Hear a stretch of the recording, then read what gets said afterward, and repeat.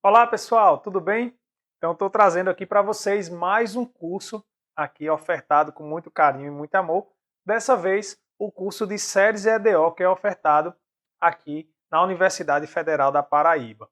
Mas olha só, se você é de outra universidade não tem problema. Essencialmente o que a gente vai estudar aqui é sequências, séries e depois também vamos estudar a parte de equações diferenciais ordinárias, a EDO.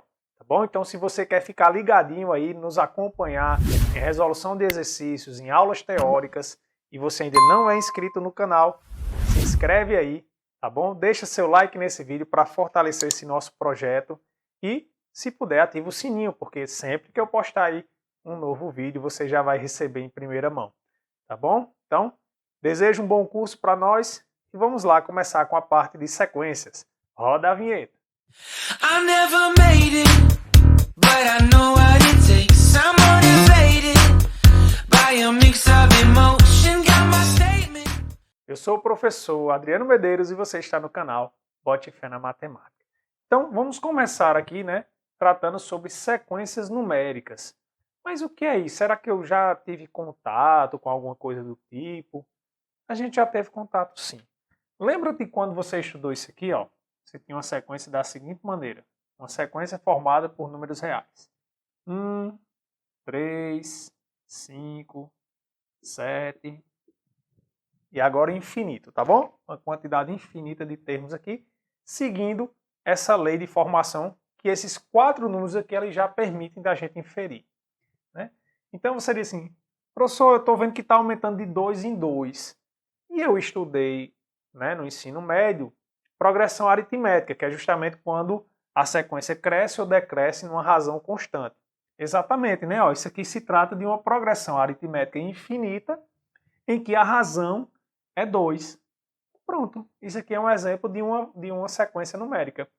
Aí lembra só, lembra que a gente indexava isso aqui, né? A gente chamava que isso aqui era o índice 1, né? O A1, o A2, A3, A4, né? E aí ia indefinidamente. Lá a gente trabalhava também com PAs que eram finitas, né? Mas nesse caso aqui vamos olhar só as infinitas, tá bom? Aí olha só que legal, o que é que está acontecendo aqui? Eu associava esse A1, A índice 1, né, ao primeiro termo da minha sequência. O A2 ao segundo termo. O A3 ao terceiro, o A4 ao quarto, e assim sucessivamente. Né? Inclusive a gente tem até um termo geral, né, que a gente chama de A índice N. Ele vai representar de forma geral, basta eu dizer qual é o cara lá da sequência que eu quero, colocar aqui a numeração, tem a expressão que a gente calcula, tá bom? Bem, mas se você observar aqui, o que é que está acontecendo? Está acontecendo ó, que isso aqui é uma sequência de números naturais. Concordam comigo? Ó? 1, 2, 3, 4, 5 são os números naturais. E o que a gente está fazendo é a cada número natural associando um número real. Ó.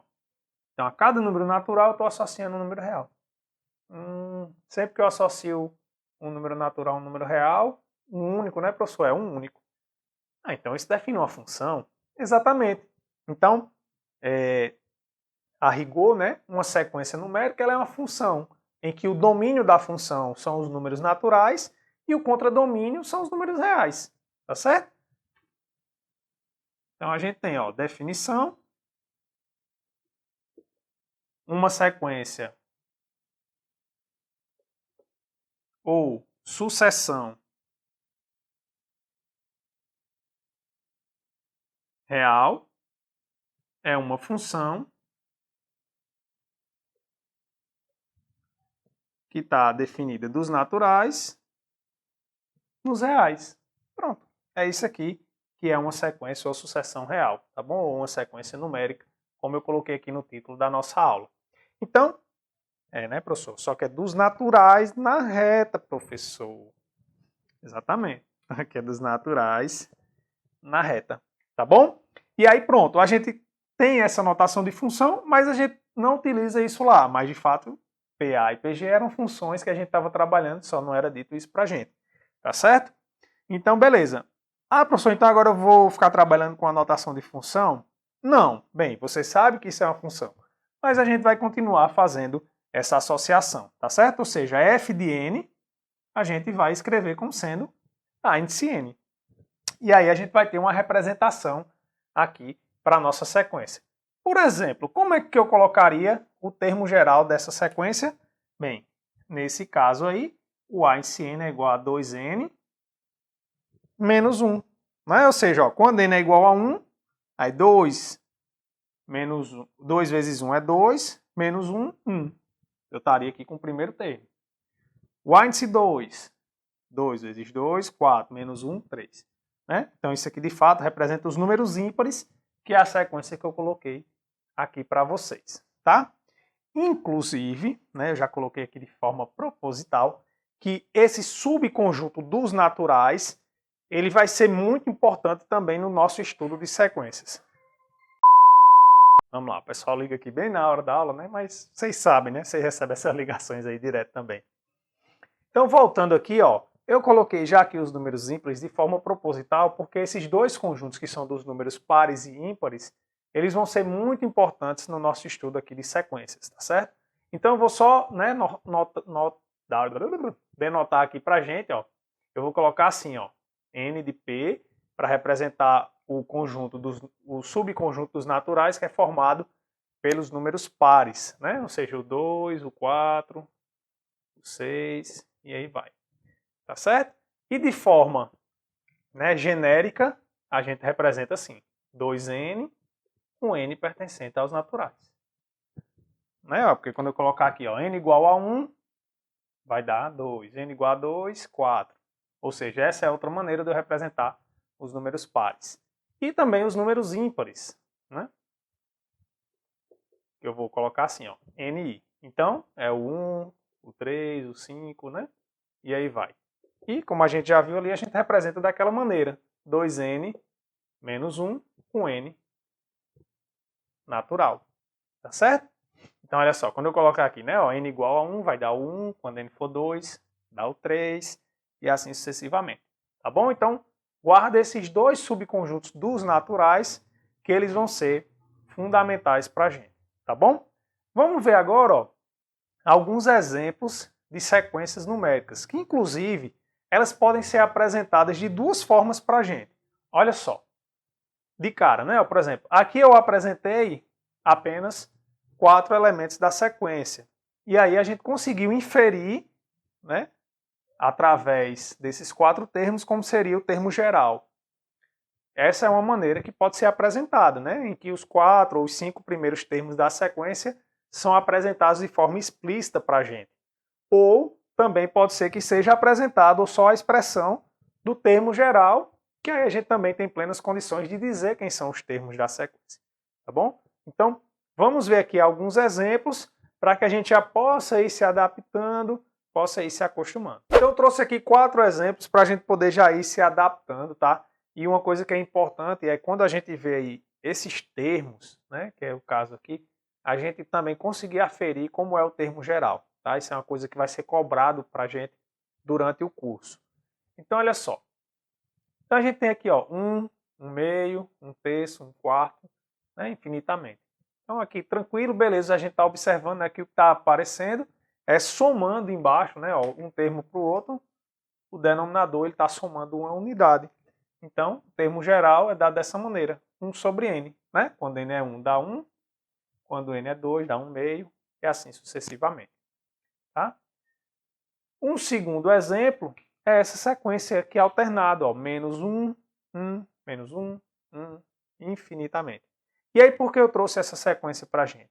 Porque é o seguinte, sempre que a gente se deparar com uma sequência que ela tem sinal alternado, ou seja, vai alternando de negativo e positivo, não vou dizer sempre, mas na grande maioria vai aparecer esse termo aqui na sequência, menos 1 elevado a n.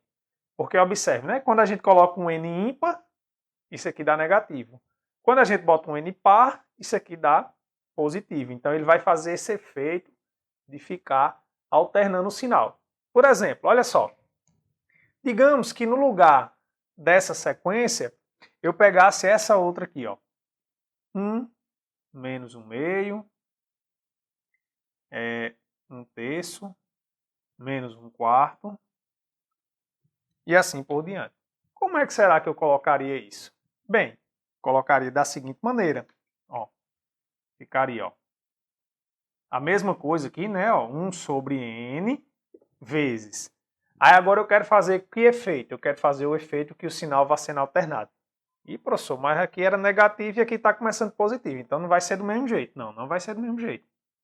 A gente faz uma pequena adequação. Bem, como eu quero que o primeiro seja positivo, eu vou colocar, ó, n menos 1. Aí observa, ó, quando n for 1, aqui dá 1, e aqui vai ficar 1 menos 1, 0. Todo mundo elevado ao 0, dá 1, né? Então aqui fica 1.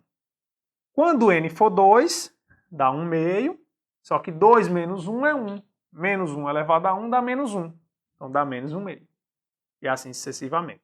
Tá certo? Então sempre não posso dizer essa palavra, porque pode ser que não.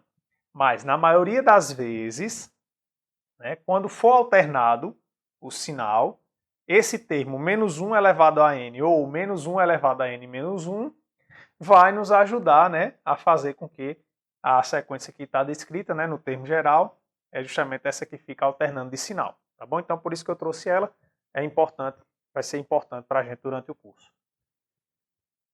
O segundo exemplo, o terceiro exemplo que eu trouxe aqui, é essa sequência, né? E aí, se a gente quiser saber os 4 primeiros termos, por exemplo, é só a gente substituir o n, né? Então, por exemplo, quem é o x1 aqui? O x1 é menos 1 sobre 2. Quem é o segundo termo? Ou seja, quem é o x2? O x2 é menos 2 sobre 3.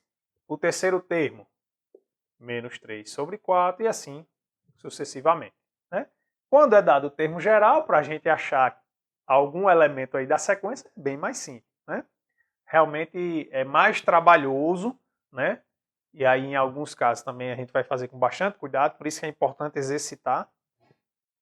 Quando a gente encontra, né, os primeiros termos da sequência e a gente quer encontrar a expressão geral daquela sequência. Tá bom? Nessa letra D aqui, ó, eu já trouxe uma sequência que ela é definida por 2 sentenças, né? Ó. Nos números ímpares ela tem essa expressão, nos números pares ela tem essa outra. Então, por exemplo, se eu quero saber o primeiro termo é o A1. O 1 é um número ímpar. Como é um número ímpar, é por essa forma que eu vou fazer. Então aqui fica menos 1, né? Porque 1 ao quadrado é 1. Quando eu for olhar o segundo termo, é o A índice 2, mas 2 é par. Como é par, ele é dado por essa primeira aqui. Então fica 1 sobre 2. Tá certo? E assim sucessivamente. Então, é só tomar esses cuidados, né? E ir vendo direitinho quando ela for definida por mais de uma sentença. Beleza? Agora eu queria chamar a atenção de vocês para uma outra coisa. Nessa sequência aqui novamente. Olha só. Digamos que dessa sequência aqui, eu quero observar só os termos da seguinte maneira. Eu vou olhar, ó, menos 1 elevado a n, só que eu vou olhar apenas n pertencente a ni. Tá bom? Ou seja, eu estou olhando, ó, apenas os índices em que n é ímpar. Inclusive, você pode encontrar no lugar de n, colocar um k aqui, por exemplo, qualquer outra letra, certo? Em geral, você vai encontrar mais n ou k para representar aqui o índice da sequência. Então, nesse caso aqui, né, ó, quem é Cn? Bem, quando isso aqui for um número ímpar, sempre aqui vai dar negativo, né? Todo número negativo elevado a uma potência ímpar, o resultado dá negativo. Então, essa sequência aqui é menos 1, menos 1, menos 1, e assim sucessivamente. Tá? Agora, observe. Se eu pegar agora dn para ser essa mesma coisa, só que agora eu vou botar n variando nos pares. Certo? Então, isso aqui dá o quê? Ah, professor, quando isso aqui for par, todo número negativo elevado a uma potência par, o resultado é positivo. Então, aqui dá 1, 1, 1, né? Ou seja, a sequência constante igual a 1. Exatamente. Aí você diz assim, professor, mas isso aqui é uma sequência? Porque lá na definição no início da aula, você falou que uma sequência era uma função que estava definida dos naturais nos reais. Exatamente. Só que agora, professor, você está pegando uma sequência definida apenas nos ímpares, apenas nos pares. Então, isso continua sendo uma sequência ou essa definição está errada? Então, quando isso acontece, ou seja, quando a gente pega um subconjunto infinito dos números naturais, né, que é o caso aqui, a gente está pegando, né, ó, o NI, ele é um subconjunto infinito dos números naturais, assim como o NP, né, os números pares e os números ímpares, eles são conjuntos infinitos dos números naturais. Quando isso acontece, aí a gente chama essas duas sequências CN e DN de subsequências da sequência BN, tá certo? Então, a gente define o seguinte. Então, ó, trazendo aqui a definição bem direitinho do que é uma subsequência, é o seguinte, ó, dado uma sequência f de n nos reais, né, que é uma função, as restrições de f a subconjuntos infinitos, e aí isso é importante, tem que ser um subconjunto infinito, tá, dos naturais, são denominadas subsequências de f. Então, o que a gente tem aqui, né, ó, é que eu estou restringindo o conjunto dos naturais ao conjunto dos números inteiros, que é um subconjunto infinito dos naturais, e aqui eu estou restringindo aos pares, né, que também é um subconjunto infinito dos naturais, tá certo? Aí você pergunta assim, professor, então no caso sempre eu vou pegar só os números ímpares e os números pares para formar as minhas subsequências? Não necessariamente. A definição ela fala em subconjunto infinito dos naturais. Então, por exemplo, você pode pegar, ó, N3, que isso aqui é uma notação que eu estou colocando para representar os múltiplos de 3, ou seja, 3, 6, 9, tá? 12 e assim por diante. É um subconjunto infinito dos naturais, então eu também posso representar uma subsequência considerando esses índices aqui, tá? Então, isso é uma subsequência, fica ligadinho também porque elas vão ser também, terão um grande valor na nossa teoria e quando a gente precisar resolver alguns tipos de exercício, tá? Então, essa foi nossa primeira aula, espero que vocês tenham gostado. Qualquer dúvida, deixa aí nos comentários que eu terei o maior prazer em ajudar, tá? Um forte abraço, fiquem com Deus e até a próxima.